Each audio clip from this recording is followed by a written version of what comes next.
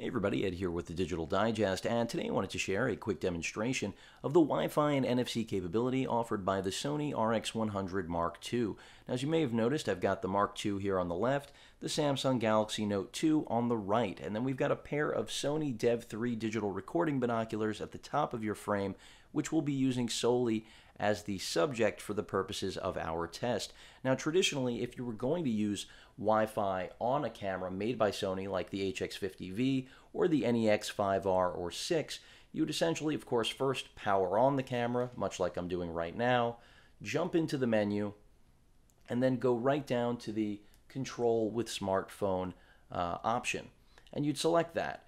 And then it would populate essentially all the information you need, which would be the SSID address as well as password, in order to directly connect your camera with your phone. Well, the good news is that while that was certainly functional and it worked well with all of their previous Wi-Fi enabled models, the Wi-Fi interface here has been refined. Not only because of NFC, but I can tell you in overall performance, there's far less lag is my best way of putting it. It's far more real time, which is certainly a benefit if you're looking to wirelessly control a camera while it's on a tripod, or just while you've got it resting on just about anything that you're using it to compose your shot. So what I want to show you guys now is what's really cool, because clearly Wi-Fi control is great, but the NFC capability offered by the brand new Mark II is where things get interesting, because this traditional pairing process is out the window as a result. You do still need to have Play Memories app installed on your iOS or Android-based device. Of course, in this case, we are dealing with an Android smartphone, so we will be dealing with the Play Memories app for Android. Pretty much the same across the board. It's just going to allow the connectivity. So once you've got that app installed, I'm going to go ahead and actually just go back to putting the camera on, cancel out of this, because after all, the purpose of this test is to show you guys how seamless this process really is. So the camera's powered on right now, and basically I've got my phone here. I'm going to go ahead and swipe to unlock. And you can see I've got the Play Memories mobile app right there, if I can get it into focus. And all I'm going to do is open it. That's it. I'm going to close up the phone. Now, you may have noticed earlier that if I can get it into focus, right under the PS, which is next to 60p, you can see there is a logo. And that logo is the actual NFC logo that is found on the bottom of the camera. You can see it right there. All I'm going to do is actually take that, touch it to where on my phone the NFC chip is located, and you can see immediately it deployed essentially the Wi-Fi control. So without me having to actually touch anything, that occurred. Now if I go to my phone, you can see we're already connected, and it was relatively instantaneous. In fact, so quick that I didn't even keep up with it. I'm going to go ahead and move the camera around so you guys can see it is actually in real time. Panning over the Dev 3 right there. And it's pretty amazing because, yes, this feature did exist previously, but the speed, the lack of lag, how clean the output was simply wasn't there. Now, when you're in this mode of just simply controlling the camera, you can zoom. Of course, I am really close to my subject. Let me see if I can back it up a little bit. But you can see already that there's virtually no lag, and that's something that just wasn't there. I'll back up the camera a little bit. And I have to say, it's important for things like this to be smooth, and that's really what this is all about. And you can see I'm even stepping the zoom pretty gradually, considering that, again, I am controlling it over Wi-Fi. And I think you guys can see immediately, it should be apparent how quickly, how seamlessly the NFC took care of the mating process.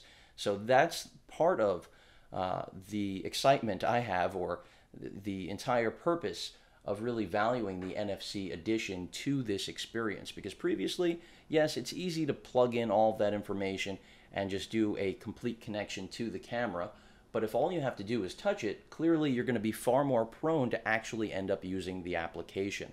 And I think that clunkiness ended up sending most users away from its core functionality, which is great.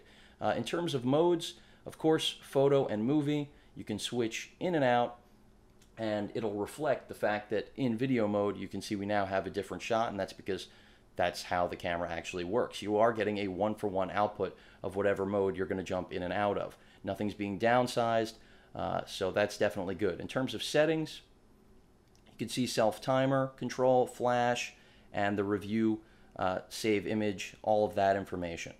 So essentially, it's still pretty bare bones. There's also a playback button, which will give you access to what is on the camera, which is also cool. These are all improvements that Sony, quite frankly, hasn't introduced on any other camera. So you won't even see this sort of, as I continue to express, lag-free experience on something like the NEX6. So I'll go ahead and just snap a shot here.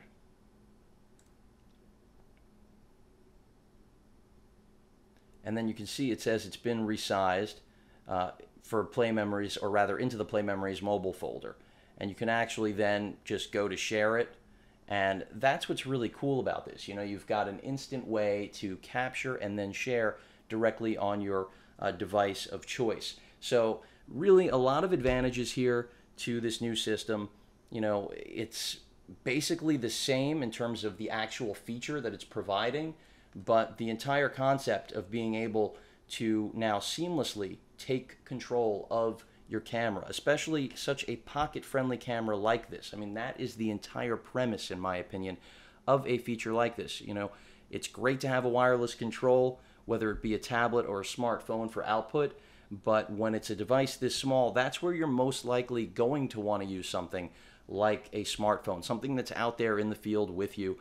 You're not always carrying around a, you know, wired remote control for shutter release, which Sony does market for this camera, and it is a really handy new accessory that I think is far more useful than often what we see from other manufacturers in general. But the point is that this is a perfect pairing, in my opinion, the NFC. This was the right model for Sony to introduce this new feature on, because after all, this really does build upon the best pocket camera ever made, and because now it's the first camera where you can seamlessly connect really to a smartphone and take over control of the camera.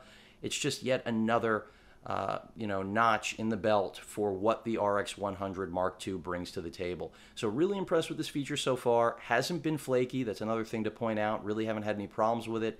And that's another really important thing, because even though the feature's on the spec sheet, it doesn't mean that it's necessarily going to execute the way you want. And Sony, so far, from what I can tell, has done it right with this camera. If you guys have any questions or comments, please feel free to post them. And of course, as usual, please feel free to subscribe. Later.